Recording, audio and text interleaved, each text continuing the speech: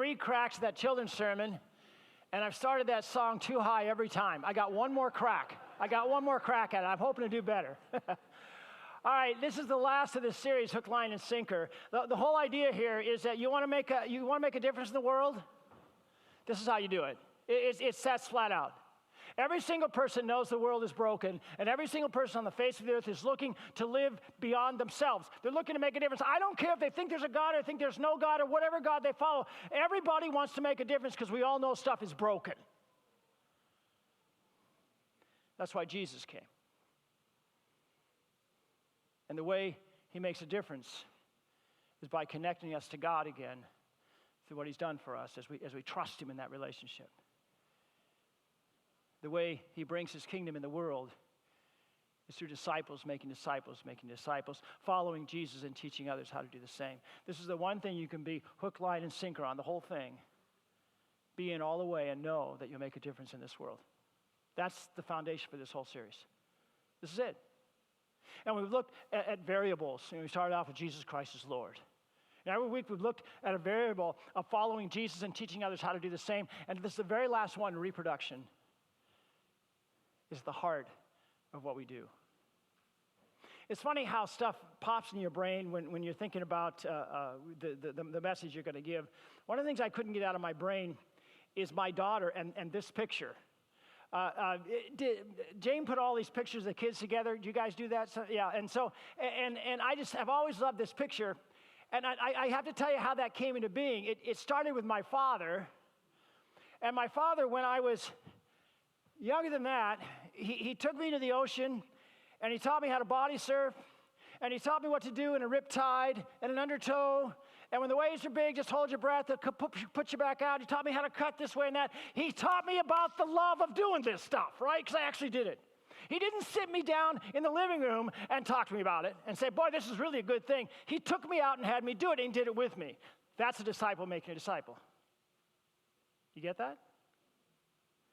And then I had kids.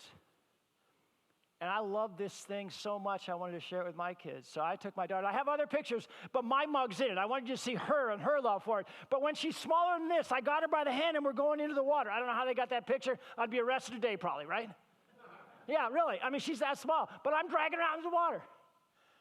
And what did I teach her? I taught her the same thing my dad did. What to do with an undertow, in a rip tide, how to cut on the waves right and left, how to just relax when you're under because it'll pop you back up, and just to love this thing. She did it pretty young, you think? You see the joy in what she's doing? She's all in. It's not knowing about doing it. It's about knowing it and experiencing it. That's what it's all about. We experience the joy following Jesus. And we teach others how to do the same. It starts with those who are close to us. And it gets ever wider in the circle.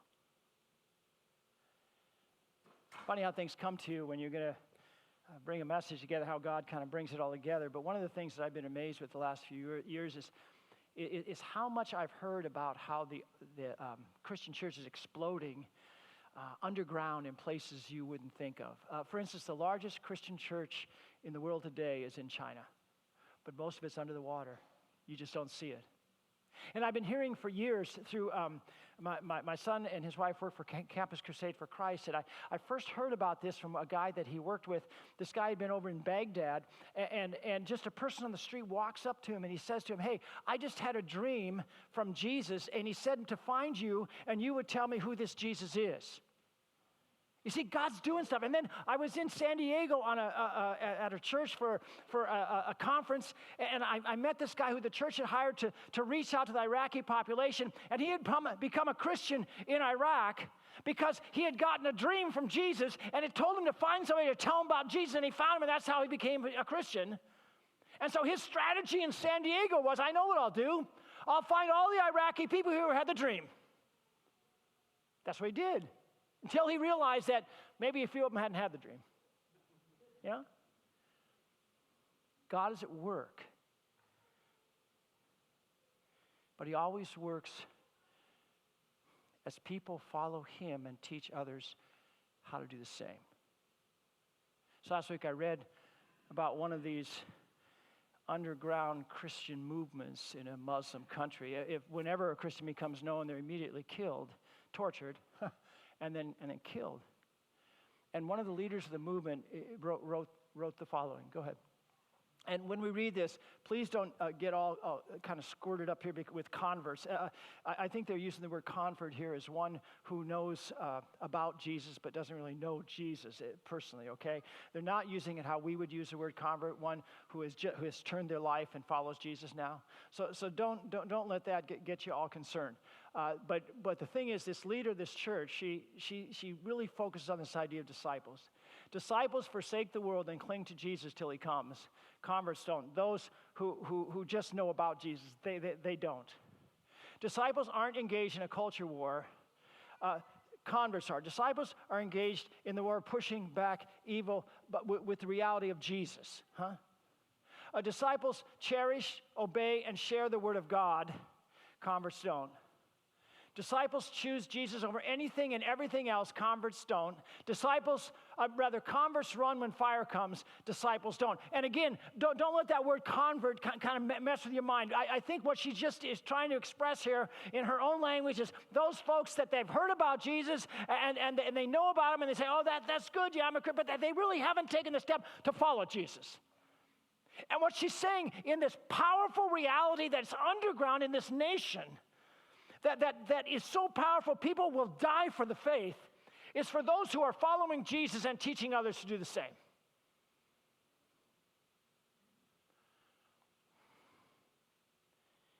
That's how you change the world.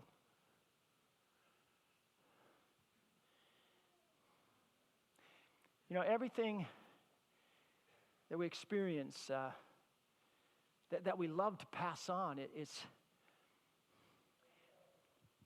just points towards the greatest thing.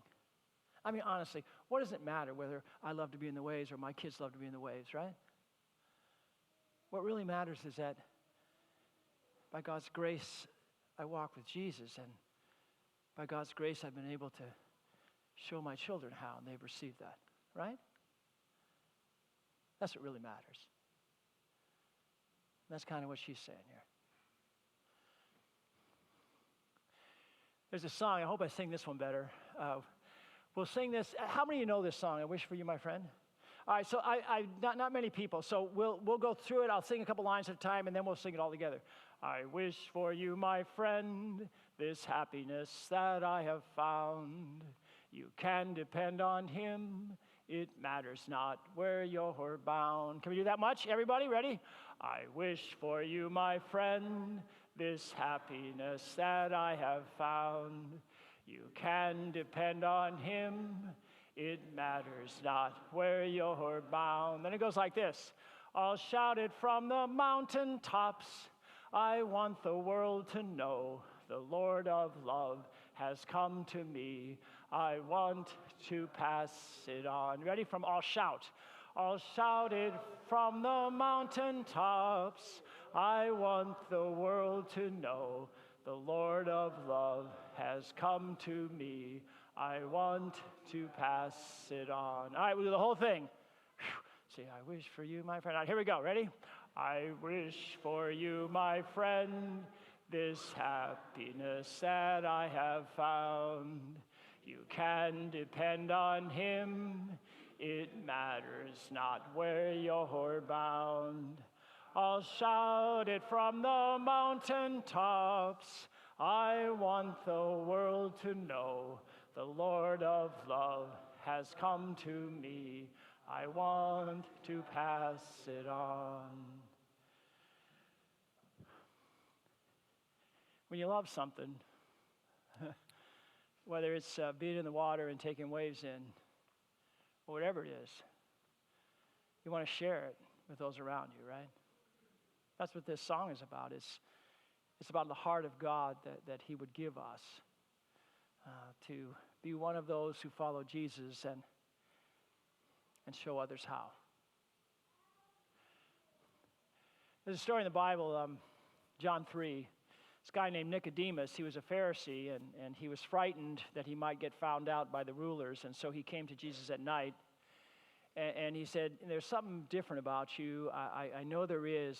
Would you talk to me? And the neat thing is that Jesus didn't say, well, you coward, why are you coming here at night? He didn't say, he didn't care how we come to him, right? And so he says to Nick, he says, you must be born again. And we look at that, even today, we try to, well, what does that mean? It's kind of cryptic. I don't know what that, and he says, you got to be born again of water and the Spirit. Okay, something God does, and we kind of wrestle with it. You know what it means? It's really simple. You got to come, you got to be born in this new relationship. It's like this. I've always looked at it like this. Before I met my wife, we were dead to each other, right? We were dead to each other. When we met, we were born into relationship with each other. We had new life, in a sense. Does that make sense? And then we had the joy of living in that reality, of doing life together, and showing our children what that meant, right? What Jesus is talking about here is that by God's grace, he would have each of us born into this new reality of doing life with God. You see, this is what we've lost. Every single human being on the face of the earth knows that stuff isn't right, and they know it's not right inside. We're all looking for something. I read a book once that says we're all trying to find our way back to God because that's what's missing. And everything else is a symptom of that. All the brokenness, all the hurt, all the pain, it's all a symptom of that. And we can't find our way back, so Jesus comes to us by his Spirit and his Word. He touches our hearts, connects us with him again. This wondrous reality, relationship with God through him. That's what Jesus is talking about. And he lays it out. I mean, he's really straightforward. He says this, for God so loved the world, that God paid the world. In other words, the world had knew anything, God did it. It's all from God. You know this verse. We all do, right? For God so loved the world that he gave his one and only Son, that whoever believes in him should not perish but have everlasting life. And this word belief, it's noun, it's a verb. It's having this living trust, this relationship with God. And every time we talk about this, I want you to know that God's Spirit is touching your heart. These words on paper are words that are spoken. They're never just dead, bare words.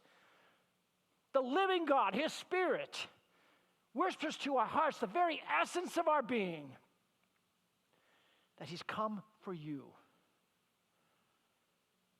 that you might have this new life in him. Maybe for the first time. Maybe you've drifted far from the reality and he comes to renew you. Or maybe to build you up so that you can better know the joy of walking with Jesus and showing others how.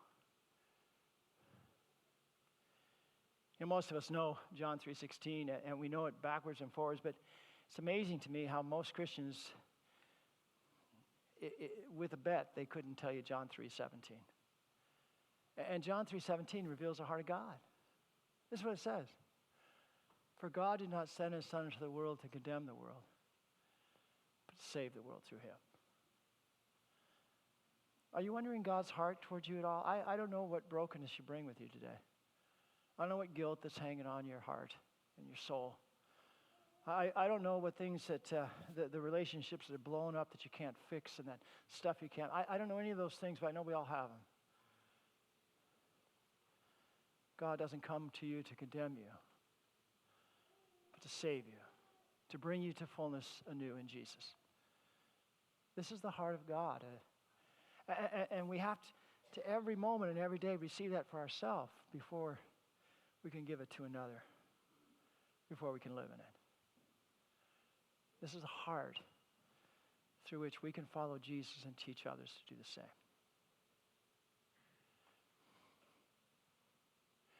The way I like to talk about this, I use these words, these 4 words that all begin with a D.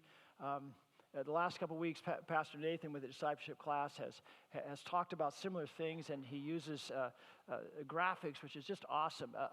I would really encourage you to make yourself available to that as we go forward, because it's really awesome how he is able to tell the story of God through these pictures.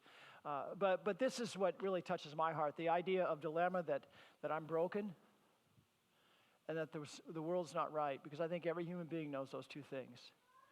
Every human being knows that things aren't right and that inside they're broken and that we can't fix it ourselves. And that's where God comes into the picture. He comes to deliver us in Jesus. You see, the problem is that we're so disconnected from God we can't find our way home. And what the cross does is connects us with God again through the forgiveness of our sins, makes us happy and whole in Him, bridges the gap, fills us up. And for me, I think often that Christians, they go this far, and then they make of this something dead rather than something that's alive. They immediately say, okay, well, that doesn't, that means I get to go to heaven. It's a get out of hell free card, and it doesn't change me at all. Christians aren't different, they're just forgiven. I hate that bumper sticker, guys. I absolutely hate it. If Jesus doesn't save me now for a new type of living, then what the heck? You think He's powerful enough to save you forever? No, he said, I've come that you might have life and have it to the full. Go ahead. Delight. Right now, we can live with Jesus. You see, a disciple follows Jesus. A disciple experiences life with Jesus. A disciple knows this Jesus, who didn't come to condemn him, never comes to condemn us, but always to save us, knows this heart that we live in, experiences the faithfulness of Jesus. We delight in this right now, and we continue to be on mission with Jesus. It's not just by and by in heaven. It's right now. That's why He called the 12 and walked with them. He demonstrated what it meant to know Him right now. This delight that we have that makes meaning of everything in our lives, that lifts up our souls to the one that loves us unconditionally, empowers us every day to know who we are and what we're about. And yes, finally, where we're going, our destiny. Finally, yes, we'll be the culmination of all things. Everything will be made brand new. Forever and ever with Him. I love these words because they touch my heart. You might want to try and sit down and put a couple words together for you. How does this reality touch your heart? I wish for you, my friend, you're experiencing this. You're going to want it for everyone. I wish for you, my friend, this happiness that I found. This song, I love this song because it embraces the heart of God. It captures the very heart that God would give us, His heart, for those around us. I'll shout it from the mountaintops, right? It's a reflection of the heart that we have. But I think it's really important to remember, I'll shout it from the mountaintops. It's not a reflection of how Jesus did it and calls us to do the same. No, He calls us to make disciples. Go ahead.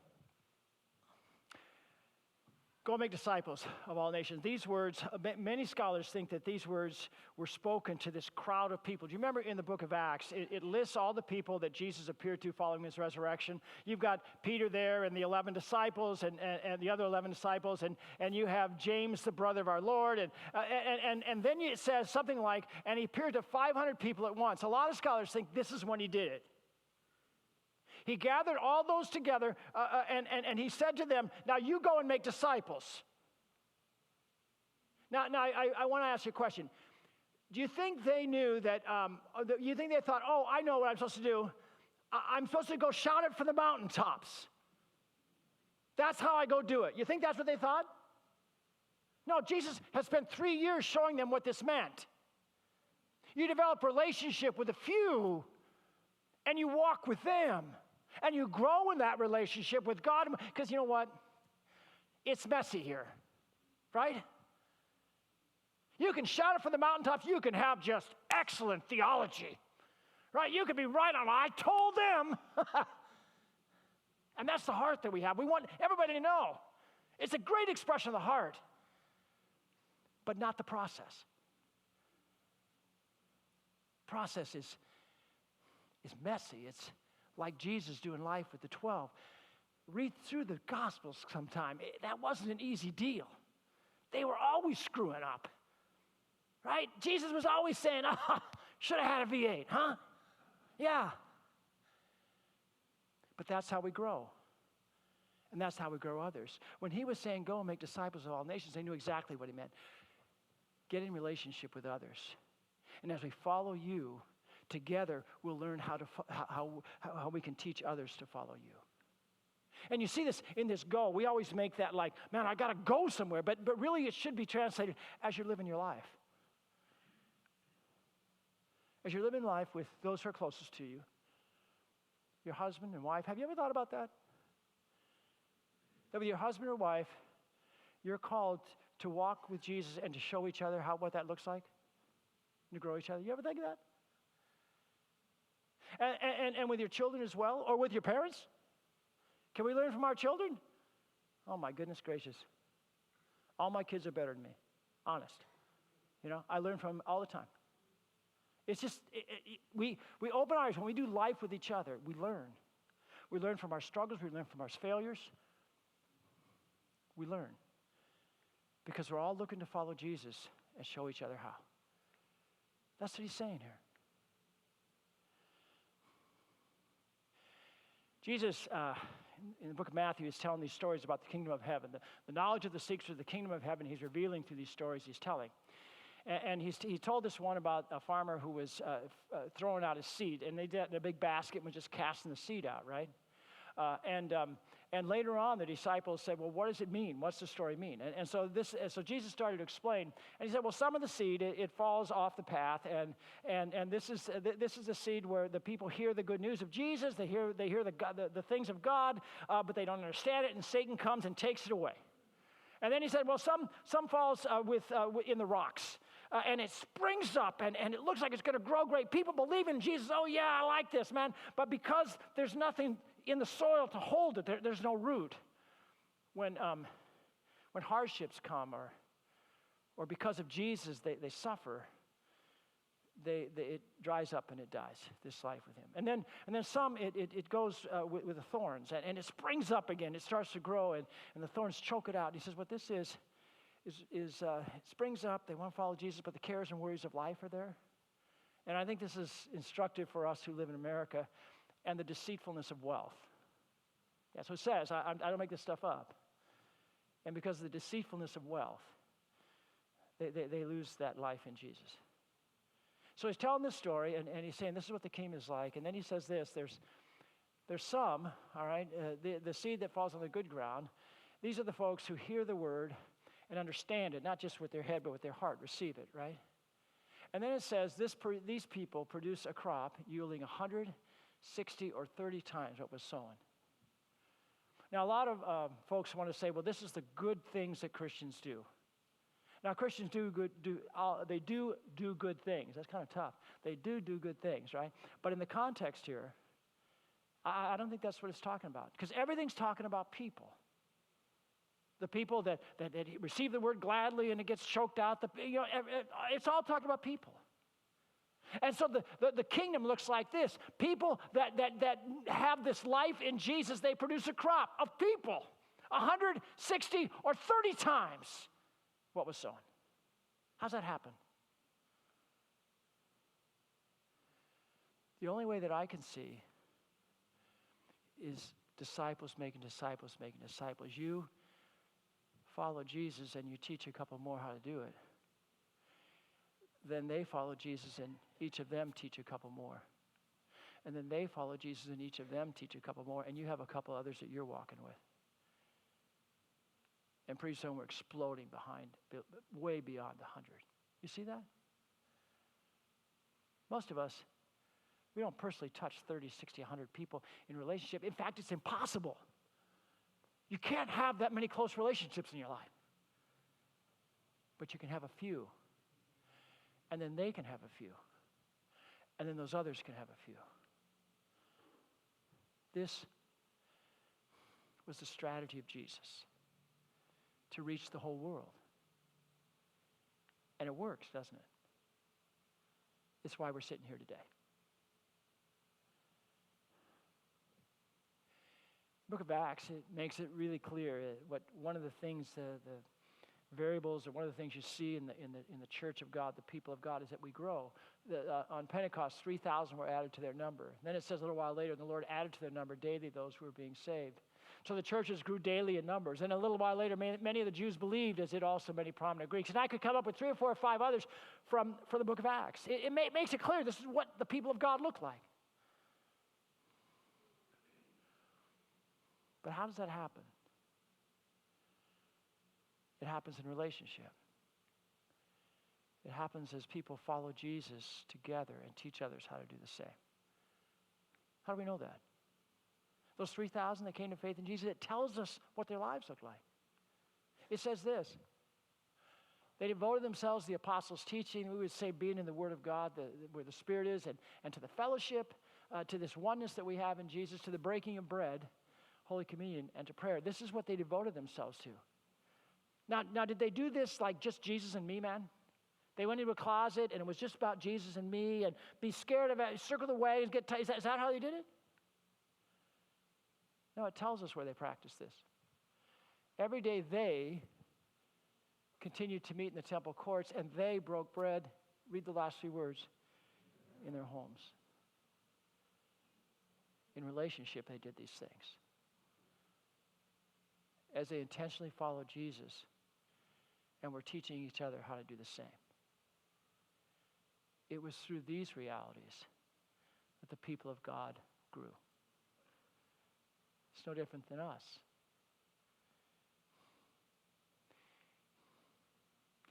Where can you do life with another as one who is following Jesus and wanting to walk and to show another what that looks like? In our closest relationships, where it starts. But then, like concentric circles, it gets larger and larger. Where can you take steps? In your family? In your marriage? In a small group here? Where you can you connect in this thing called relationship and follow Jesus intentionally with others who also want to follow him?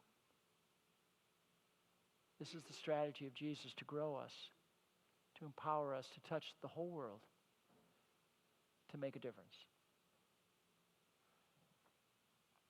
Hook, line, and sinker. This is the one you can be in on.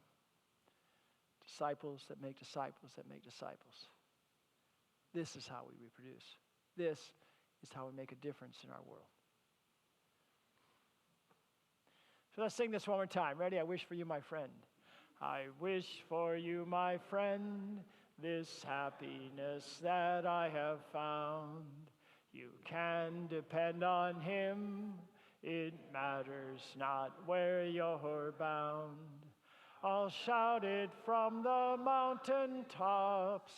I want the world to know the Lord of love has come to me. I want to pass it on. May God's Spirit guide you as to what this looks like in your life in the coming week. Amen.